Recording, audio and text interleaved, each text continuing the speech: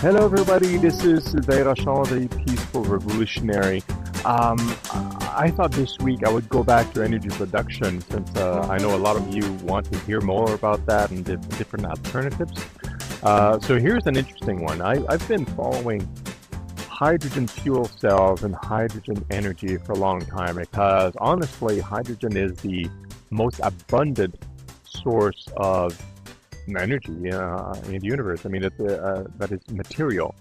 Hydrogen's everywhere. It's in most compounds you have today. It's in our air. It's in our beverages and our food. It's really, really everywhere. It's everywhere in our body. So there's an abundance. And even in deep space, between planets and whatnot, and also composing the stars themselves is mostly hydrogen, or in some cases exclusively hydrogen atoms. So there's no lack of hydrogen in gas form, in any kind of form. So the resource is really good. In addition, if you burn hydrogen, what you get is water and heat as a result. So really, really good, clean source of energy. So why don't we use hydrogen as a source to generate the electricity, to generate or pretty much anything? The issue is that on the planet Earth, out here, hydrogen is generally associated with other atoms. It's part of the water, for example. It's ethanol. It's part of something else. It's not kind of floating. Hydrogen gas in the atmosphere, like in the air, because it's so light, tends to go out into into space even. Because it's very, very high, low density, so it goes to the top of the atmosphere and eventually it goes out into space in its gas form, which probably is why you have so much hydrogen gas in outer space, in the depth of space, and not other atoms. It's just like it kind of leaves planets and just goes somewhere else. So Aaron is the problem. The problem is not about whether or not we like hydrogen. The problem is the expense environmentally and technically, like cost-wise, in getting the hydrogen in its raw form, and then you kind of reuse it. So one of the typical ways to do hydrogen, using that as an example, is through hydrolysis or electrolysis. Sorry. In that case, you take water and you input electricity and you generate hydrogen. Now, this is not a purely 100% efficient method. I mean, nothing is. So essentially, you're using electricity at a certain efficiency, and you're generating hydrogen in order to burn hydrogen to get electricity. No, it doesn't work. Well, actually, it does work, but it's just like you might as well use the initial electricity in the first place to actually run your car, your house, and anything else, right? So electrolysis is not a very good way to get hydrogen efficiently. You're destroying more of the environment in producing the hydrogen than using it.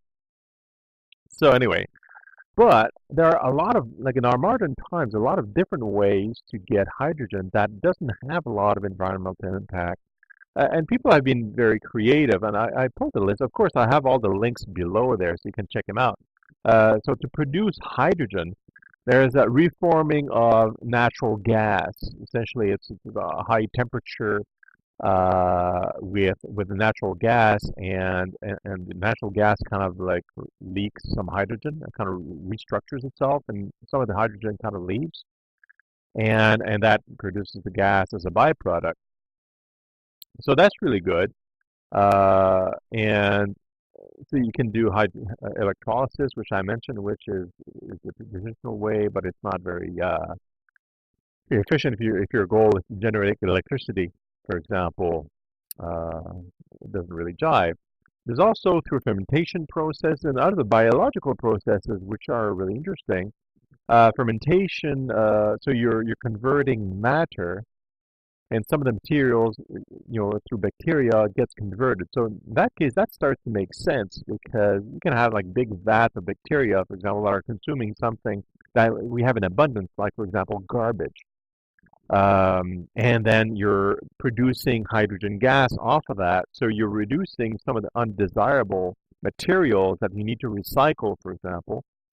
So that's environmental, and the little bugs, these little bacteria or fungi or whatever microorganisms that are in there, they produce gas out of that along with other materials which you can probably extract and use.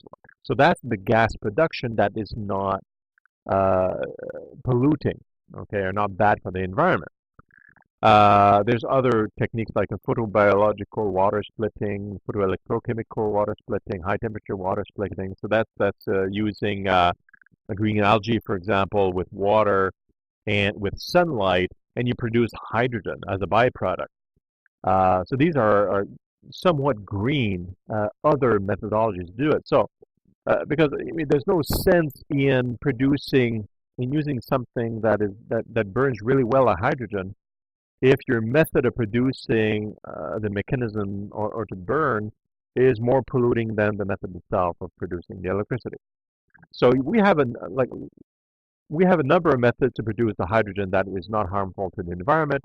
That is probably relatively cheap in some of those cases. We can even refine further, make it cheaper. So we get environmentally secured hydrogen gas. That's great. Now, the other problem with hydrogen that we've been tackling for a while is how to contain it. Because hydrogen gas is highly flammable. It's explosive. It's going to blow up like at a small spark. It's really, you've seen this in the lab in your old science or chemistry lab, lighting up hydrogen. It immediately blows up like really instantly.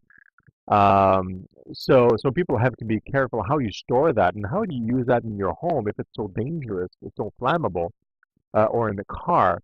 Well, that's where things like fuel cells come in, or other ways to contain that doesn't keep the hydrogen in its gaseous form. So you can keep hydrogen in its liquid form, but that costs a lot of money for storage because it means you have to bring down the temperature to, I forget the exact number, but it's probably like near like 13 Kelvin, which is minus 100, minus 260 some degrees Celsius.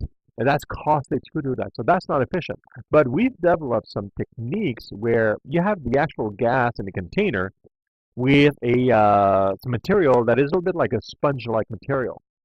And the hydrogen itself gets associated with the sponge at a molecular level in such a way that it doesn't react like a gas anymore.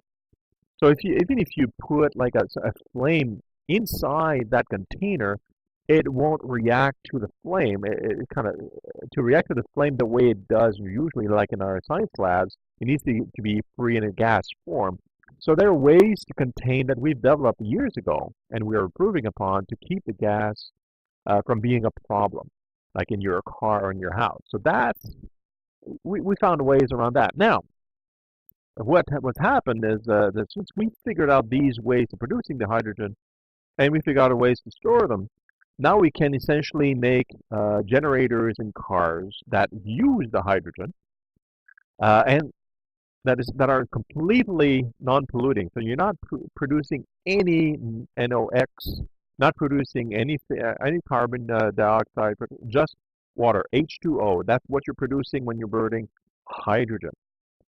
And of course the energy and then the heat that is converted to electricity inside your car, for example. So companies like Toyota, which I put again some links below, they've developed the Mirai. Mirai means future in Japanese, and it's a futuristic car. But essentially, they want to roll this out and into I forget which when. Geez, my memory is going. They want to roll it out like really, really soon. There you go. And within the next few years, they want to have 30,000 fuel cell cars out in the market within the next few years. Starting with the Mirai next year, within the next couple of years, I believe. And it's a sexy car. I mean, of course, it's for show, so it looks like super futuristic, Back to the Future, even more futuristic than that. It's pretty compact. but it can drive 300 miles, which is almost 500 kilometers on a single tank of hydrogen using fuel cell technology. And what they did something pretty clever. What they did as well is that the fuel cells are in the back of the seats, like in between the two seats in the back. They can actually be pulled out and used as a generator using even an external source of hydrogen. So you can, and there's enough power in there to run apparently your house for about a week in one tank of gas. So that's really neat. So you have, even though you have your car, if you don't use your car, you need a portable generator. You can pull it out of your of the Mirai, and you can use it in for your house or your cottage or whatever else. That's really practical. And because of that kind of way of doing things, they figured out, well, let's let's allow the car to also be able to use an external source. So you had the generator inside the car, like in the usual location, but you can also strap on or add another feed of hydrogen inside the car from outside to feed the generator inside. So it's not the way it's designed. It's not dependent on the tank being filled in like the internal tank of the car. So some people may be able to use that for different things. But bottom line is that they're rolling these out. It's kind of interesting because everything's finally becoming electric, so it's quiet. But we know there's a problem with batteries. Batteries are environmentally problematic to produce, even though there are laboratories that are working on producing new types of batteries that are organic instead of using nickel, cadmium, lithium. And these are the parts that are problematic or polluting inside the batteries. It's really those metals. You can't really dispose large concentrations of metals anywhere, so it creates all sorts of problems. You need to produce them, and that also is very polluting to produce these metals in high densities and quantities. Um, so using hydrogen, you don't need those like huge stacks of batteries, but everybody wants to go electricity because of all sorts of problems that it solves. Using fossil fuels and whatnot and pollution around it. So if you convert to hydrogen gas, and instead of like a lot of batteries, um, then everybody's a winner. And the other issue with it, I know I'm bringing up lots of issues, but I'm bringing solutions too. Okay, is that, well, where are you going to refuel your hydrogen? Right, the infrastructure is not there now. This is why this period of time is exciting because Toyota along with other partners, they are bringing into the U.S. in particular a number of chains, they say, of refueling stations for hydrogen, especially in Boston, New York area, so northeastern, as well as California, where there's a lot of electric cars, and they continue rolling them out there. So people can buy the Mirai or other cars similar to that and be able to refuel them in those areas. And they'll probably build more fuel stations if it picks up, if sales go, and I don't see why not. So that's pretty good. And if you remember a few videos ago, I was talking about the self-driven cars, which are predominantly people are thinking about it's going to be either hybrids or electrical cars. And those cars these are rolling out in 2020, which is about 3 years from now. Uh, why not having them electric but also hydrogen, right? So you use hydrogen, so we can basically convert the infrastructure that we have that is fossil fuel based into hydrogen based, and have a whole bunch of people manufacture hydrogen using safe environmentally sound methodologies, and we can solve a whole bunch of issues by doing that. And you're generating water, so no problem, more water in the air. So this is pretty exciting. I mean, the price of the Mirai, if people are wondering, is slated to be at $57,000 US in the States. So pretty hefty price tag. But if you are, socially conscious and you want to encourage the production of these cars, like myself, it's a great investment into our future, not our personal future, because I mean, of course, we want to think about that, but we're revolutionaries, which means we're thinking about everybody else as well, right? So so let's look further into this. And when the time comes and they come out and there is a way to actually refuel in your area, I would strongly recommend you look into it and perhaps buying one to encourage the market into adoption, because that's how prices go down, different variations come out. Other manufacturers are undoubtedly producing cars like the Mirai by Toyota, and because it's a highly competitive market.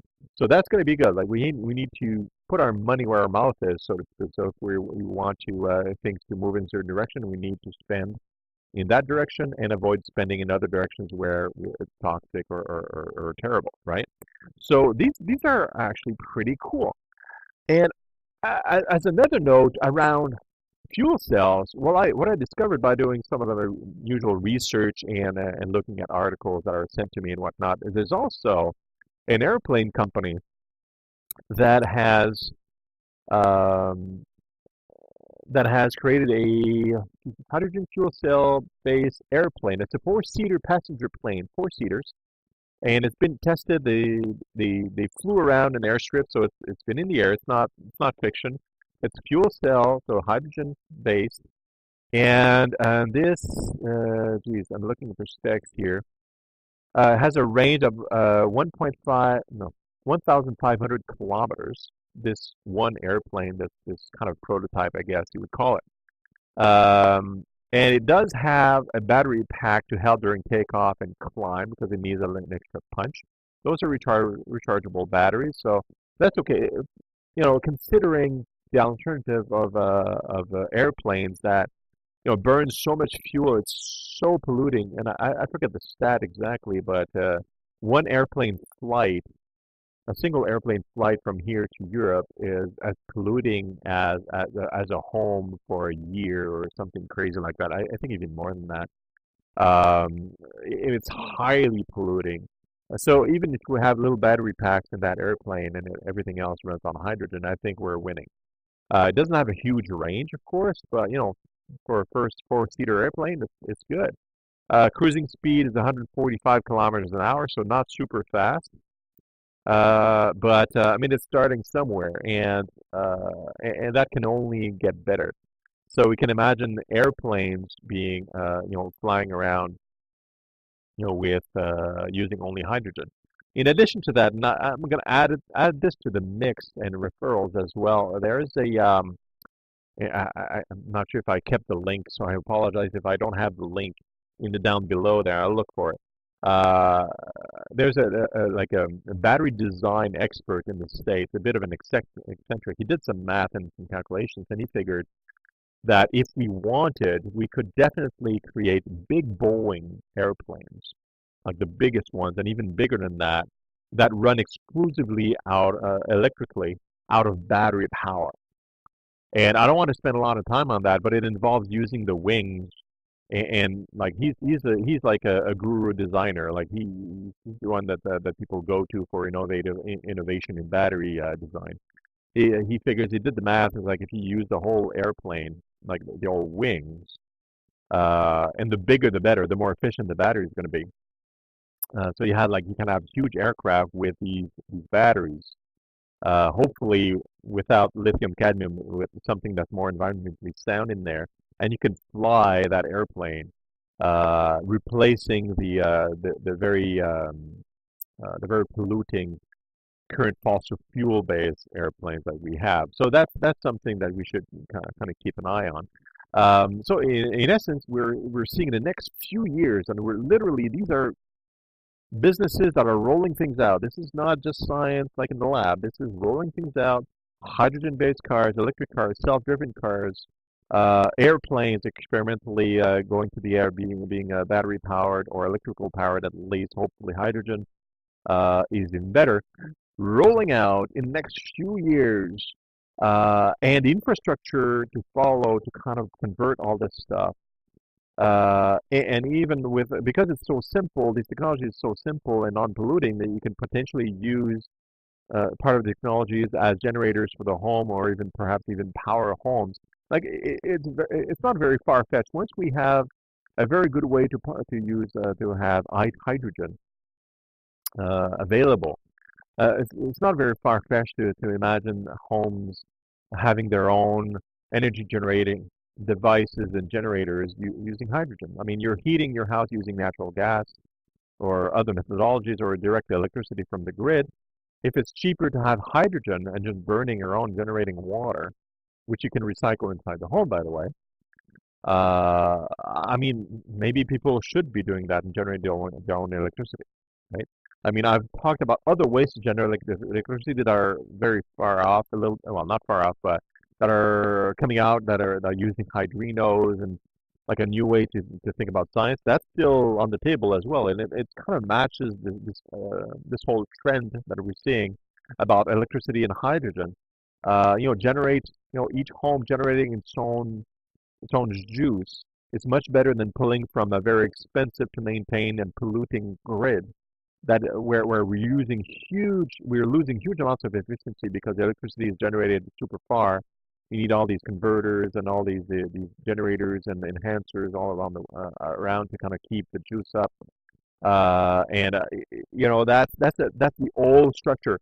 Like I can see right now in hopefully, I don't know, maybe 10 years, our cities, you're removing like most of the wires that we see, like for electrical transmission to all the houses. Remove all that, and you have fewer cars because of self-driven cars. Yeah, you probably have less need of cars for individuals.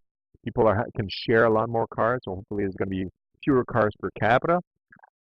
And you're producing water vapor and no noise or almost no noise. Can you imagine like the cities what they look like? It's much more like, cleaner, a lot less noise, and fewer vehicles kind of moving around dangerously. The eyesores of all the wires would predominantly be removed. I mean, that's nice. That's seriously nice shit. Sorry. That's really nice. And this is like, I mean, infrastructure stuff take time because there's money involved still to convert. But I mean, if enough people pick up on the cars, hydrogen base is going to be the thing. Like people are gonna convert more and more things to hydrogen because that's the way to go. And they're going to be spending even more time and money on research to improve all this stuff. It can only get better for everybody, including the earth and the environment. So that's going to be it for me today, but hopefully I got you excited about these prospects, and please do research that yourself, all these links.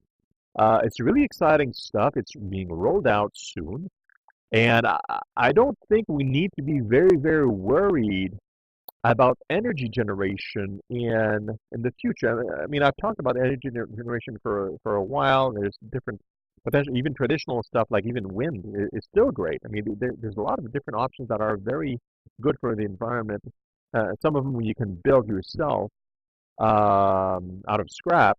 That's still all valid, but I'm just saying that there's strong companies that are in the infrastructure game and governments that are pushing these technologies out in a real way so that we can be lazy in a way and use and buy and kind of use that technology. But let's just keep in mind that we always need to be aware of the industrial complex's desire to make money. And we have to keep the power, which we already have, in our wallet.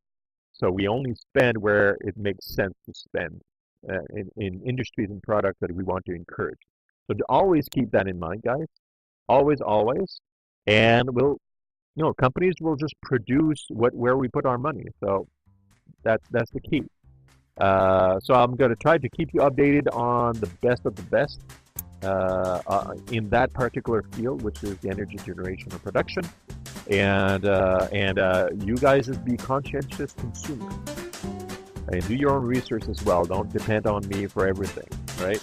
Because that's just the way you just follow blindly. And no revolutionary of his salt is going to follow anyone, including myself, blindly, right? All right, let's get this show on the road. And I'll talk to you again next week. Ciao for now.